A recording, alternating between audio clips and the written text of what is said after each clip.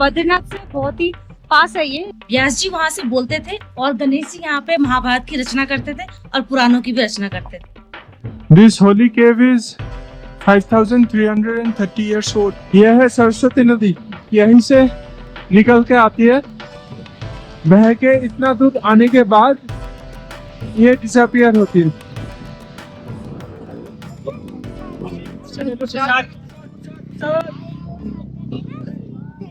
तो हम लोग निकल रहे हैं बद्रीनाथ से माना गांव के लिए। देख के आते हैं माना गांव कैसा है। और अभी हमने होटल शिफ्ट किया तो उसमें थोड़ी भागा दौड़ी हो गई हमारी। अच्छा डील मिल गया हमें एक,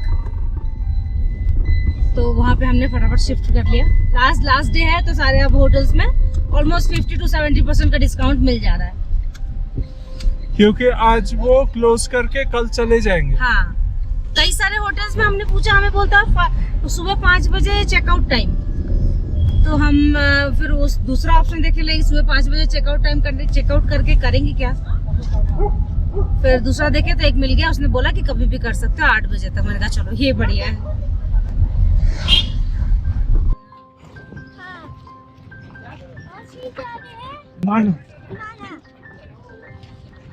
इंडिया का फर्स्ट प्लेस बोलो।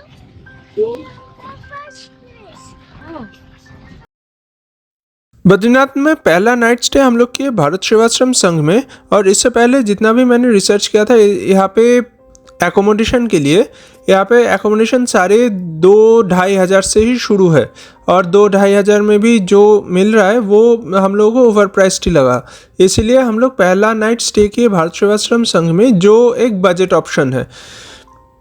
और आज बद्रीनाथ का क्लोजिंग है, इसीलिए बद्रीनाथ ज़्यादातर खाली हो गया है। तो हम लोग को एक अच्छा डील मिल गया है एक प्राइवेट होटल में, तो हम लोग शिफ्ट हो गए यहाँ पे।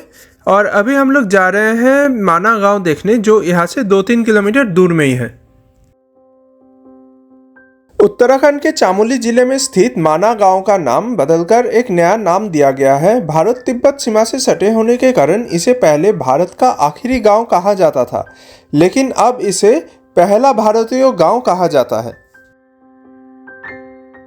शांत वातावरण और पहाड़ों की ठंडी हवा शहर की भागदौड़ भरी जिंदगी से दूर एक बेहतरीन विश्राम स्थल है ये। पास में ही सरस्वती नदी बहती है, जिसे प्राचीन भारतीय ग्रंथों में वर्णित सरस्वती स्रोत माना जाता है, जो गांव के रहस्यमय आकर्षण को और बढ़ा देती है।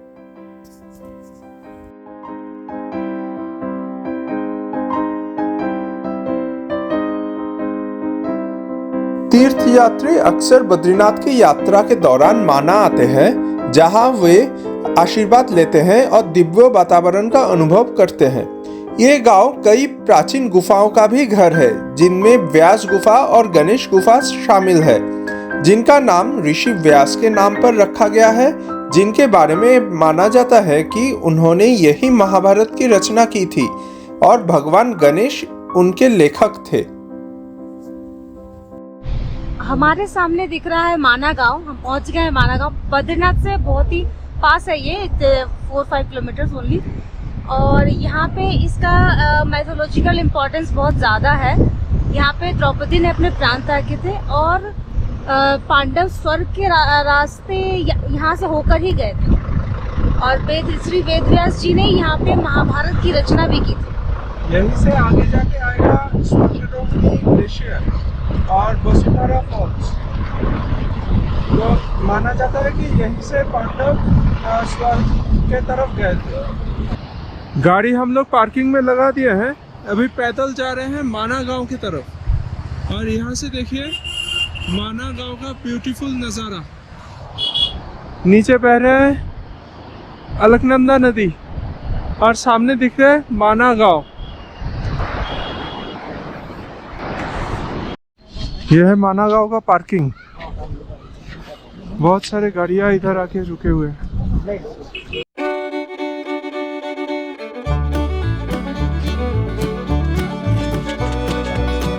यहाँ पे घरों की दीवार पे देखिए कितना सुंदर ग्राफिटी बना हुआ है, बहुत सुंदर लगता है देखने में। यहाँ पे गणेश जी है, फिर यहाँ पे लोटस है, फिर वहाँ पे कुछ बना हुआ है।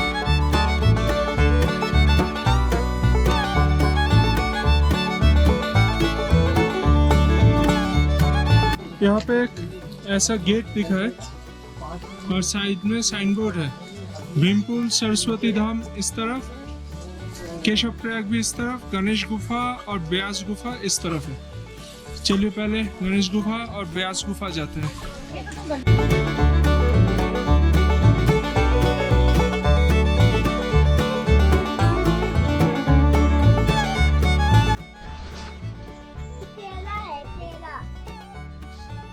अभी लग रहा है सब थक गया है, बैठे हैं। बोल रहे टेढ़ा है क्या है क्या?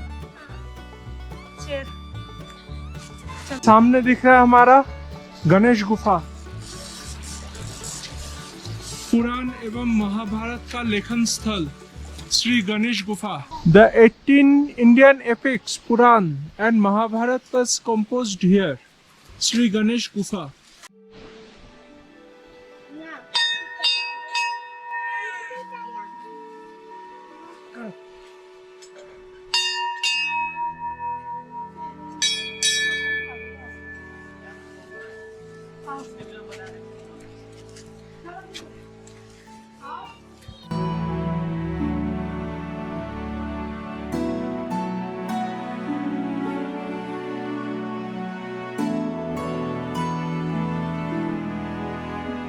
मेरे पीछे है गणेश जी का गुफा।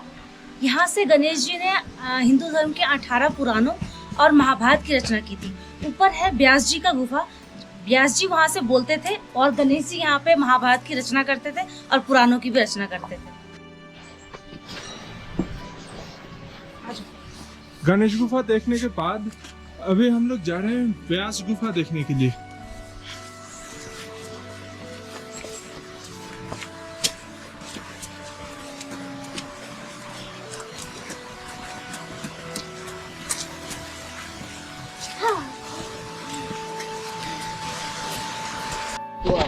ये हमारे सामने है व्यास गुफा।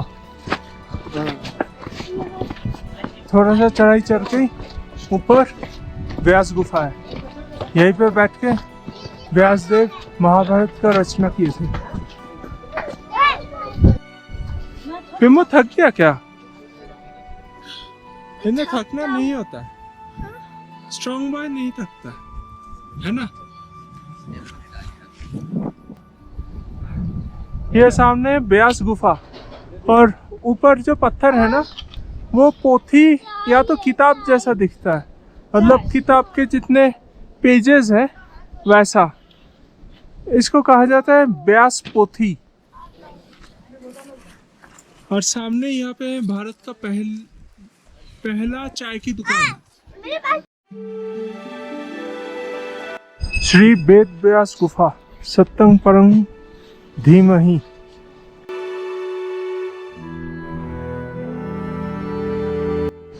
This holy cave is 5,330 years old in 2022. माना जाता है कि व्यास गुफा वो स्थान है जहां ऋषि व्यास ने भगवान गणेश की मदद से महाभारत महाकाव्यों की रचना की थी। उन्होंने 18 पुराण, ब्रह्म सूत्रों और 4 वेदों की भी रचना की। महर्षि व्यास की मूर्ति गुफाओं में स्थापित है और तीर्थयात्री उनकी पूजा करते हैं। व्यास गुफा का दर्शन हो गया हम लोग का। अभी हम लोग नीचे जा रहे हैं सरस्वती नदी और भीम पुल, ये दोनों देखने। ये भीम पुल का रास्ता 300 मीटर।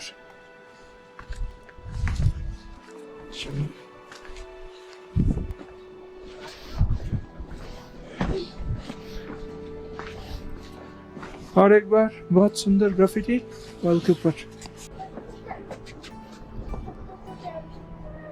और यह है यहाँ का नज़ारा। सामने इस तरफ है बद्रीनाथ। हम लोग जा रहे हैं नीचे भीम पुल देखने और सरस्वती नदी।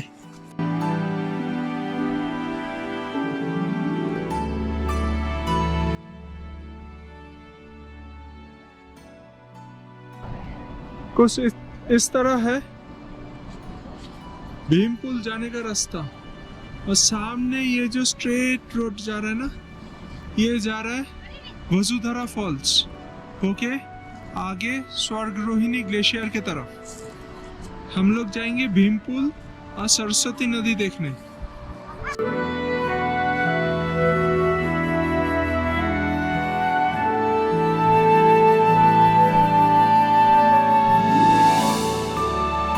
यह है पंच पांडव की स्टैचूज जो यहाँ से स्वर्गरोहण कर रहे हैं। ये रोड जाता है स्वर्गरोहिणी ग्लेशियर की तरफ और रास्ते में आता है वसुधारा फॉल्स।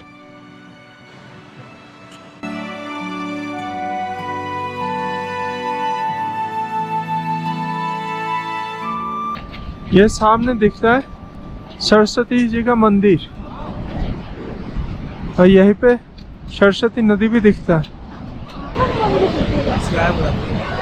देखिए यह है सरस्वती नदी, ये यहीं से निकल के आती है, बह के इतना दूर आने के बाद ये डिसअपियर होती है।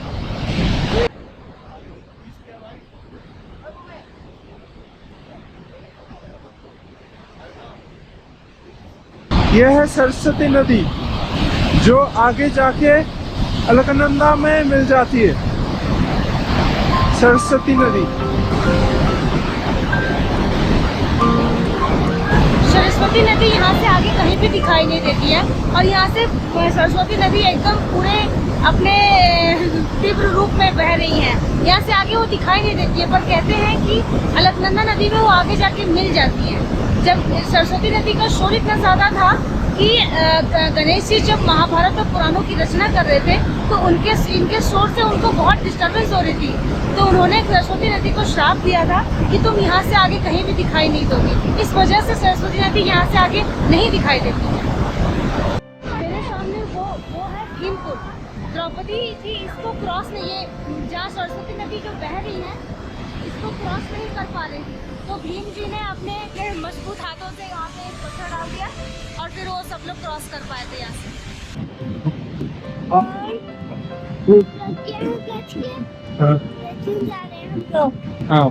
चलो देखिए सरस्वती नदी यहाँ से बाहर निकल के आ रही है। कितना तेज शोर है यहाँ पे, बहुत बढ़िया वाटरफॉल।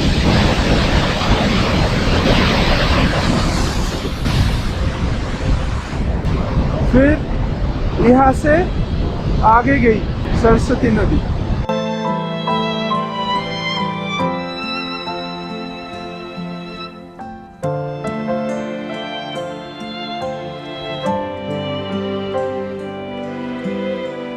बद्रीनाथ माना आके बहुत अच्छा लगा, बहुत अच्छा नज़ारा है। सबको अपने जीवन में एक बार बद्रीनाथ आना चाहिए, बद्रीनाथ धाम की यात्रा जरूर करनी चाहिए अपने जीवन को सफल बनाने के लिए।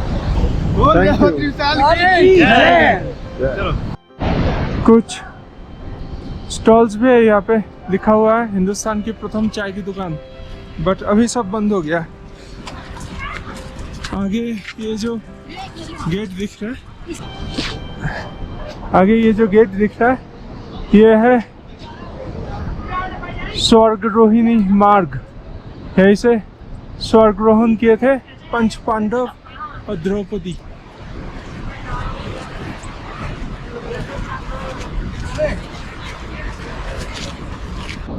यहाँ पे स्टैचूज रखा हुआ है, पंच पांडव, द्रौपदी और जो सार में इनको रास्ता दिखा के ले गए थे स्वर्ग की ओर, यमराज उनका। पर अभी ये सारे स्टैचूज प्लास्टिक से ढक दिया गया है क्योंकि ये सारी जगह बंद होने वाला है।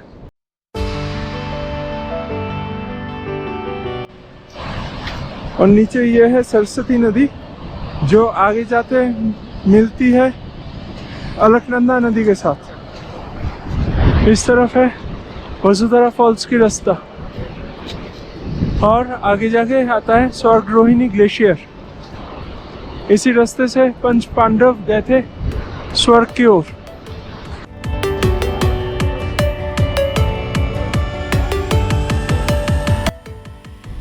सरस्वती नदी, भीमपुल हम लोग देख लिए हैं और अभी बहुत तेज धूप लग रहा है, चलते हैं कुछ खाने। देखिए कितना सुंदर नज़ारा है यहाँ पे।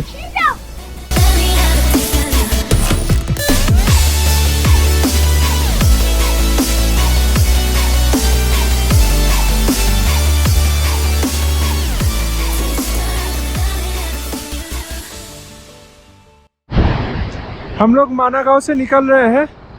एक बार लास्ट देख लीजिए माना गांव का सुंदर नज़ारा।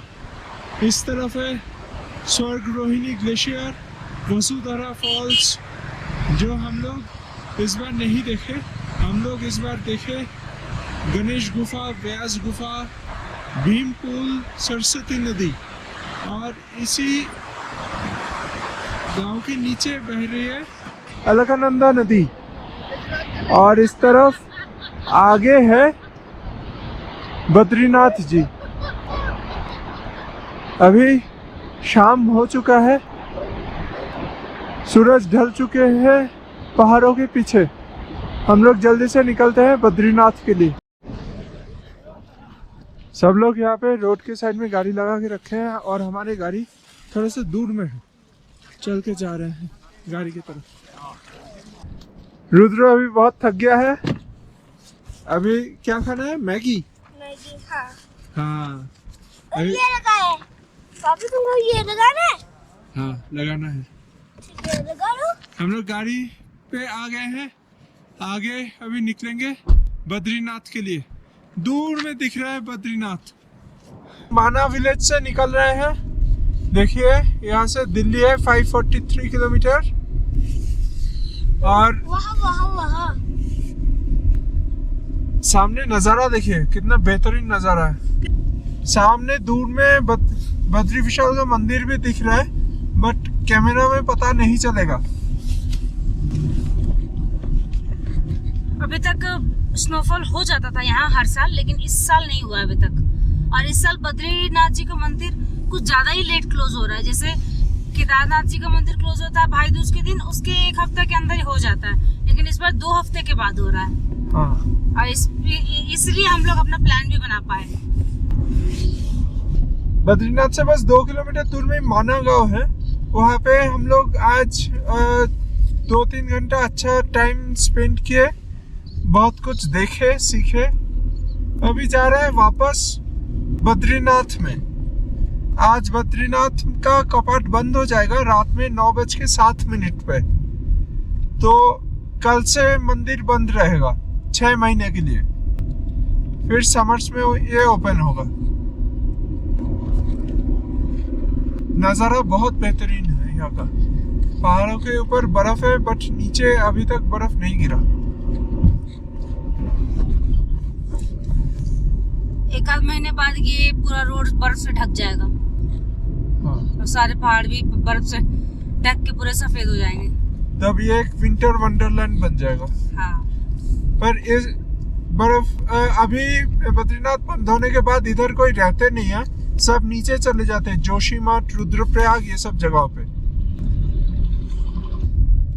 बद्रीनाथ अभी लगभग खाली हो चुका है, लोग नहीं है, भीड़ बिल्कुल कम हो गया है, सब लोग निकल गए हैं।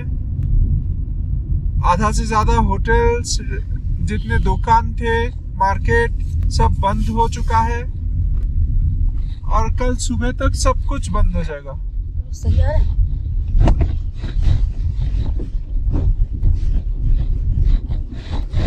हम लोग पहुंच गए बद्रीनाथ।